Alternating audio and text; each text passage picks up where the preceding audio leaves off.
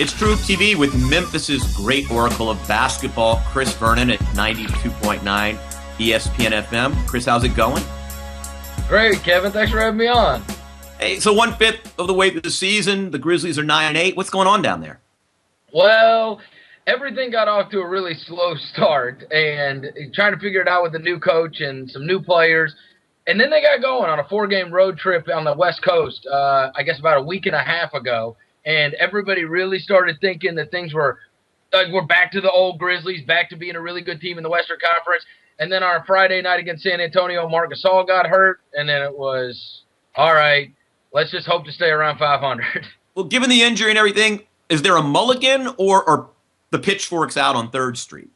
I don't know if the pitchforks are out. I think at the beginning of the season, there was a lot of confirmation of worst fears, which was, all right, this team's not playing nearly at the level that they were the last couple of years. They added some new players, and everybody that we've gotten used to is back. So what's different? Well, what's different is Lionel Hollins isn't here, and Dave Baker is. So immediately he caught the blame. But as I said, they go on this West Coast road trip, and they sweep it, which only like 3 teams have done in the last 10 years. So they go there and they beat the Lakers and they beat the Warriors and they beat the Clippers and they beat the Kings, and then they come back home and it's like, all right. And so everybody had kind of calmed down and everything had kind of gotten back to normal.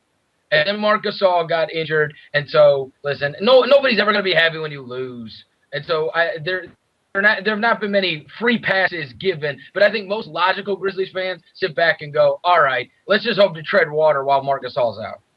All right, so the expectations have been calibrated a little bit.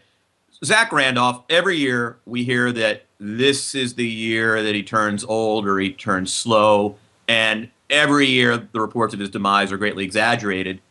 Where are you on the Zach Randolph question? Well, Zach's going to hopefully come back tonight for the Clippers game. He's been out the last two games with an ingrown toenail that he had to get removed. But prior to that, he obviously didn't play that well in the Spurs game, but prior to that, he had been unbelievable. He had turned back into Zach Randolph of 2011. He had, he got injured 2 years ago during the regular season, and then came back last year, and he wasn't himself last year, got injured, kind of banged up again, had the big ankle injury that he shouldn't have been playing on, and then he really didn't turn back into Zach Randolph until the playoffs last year. And so this is by far the best he's looked probably in 3 years. You got a favorite Zebo story?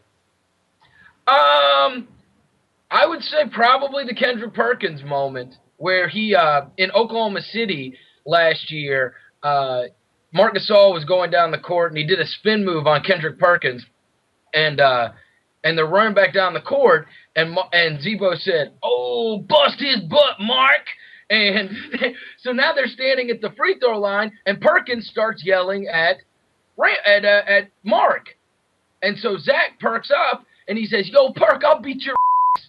Now they both get kicked out of the game, and they go back to the locker rooms. There is a door that separates the Grizzlies locker room and the Thunder locker room. Zach goes through the door. I mean, he ended up getting fined for this and everything. And so I asked him, I brought him on the show 2 days later. And I said, did you beat him up? And he said, no, he didn't want to fight. And I said, can you fight? And he said, I'm a jacking dude. I'm pretty good with these hands. Man, we so need the Memphis Grizzlies toward the top of the Western Conference. It's amazing. It's just not the same without them. Well, here's the crazy thing. I was looking at this last night, right? They're 2 games back in the loss column from the 4 seed. I mean, this season has gone not nearly as well as any of us would have expected, and I think they're 2 games back in the loss column.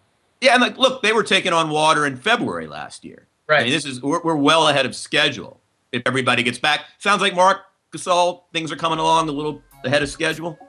Yeah, well, he'd play tonight if you'd let him. I mean, right after he got hurt, he was like, bandage me up, I want to go out there. But it seems like they may get him back maybe a little earlier than anticipated. That's the hope. Chris, thanks a ton for joining us. We will see you again soon. Thanks, Kevin.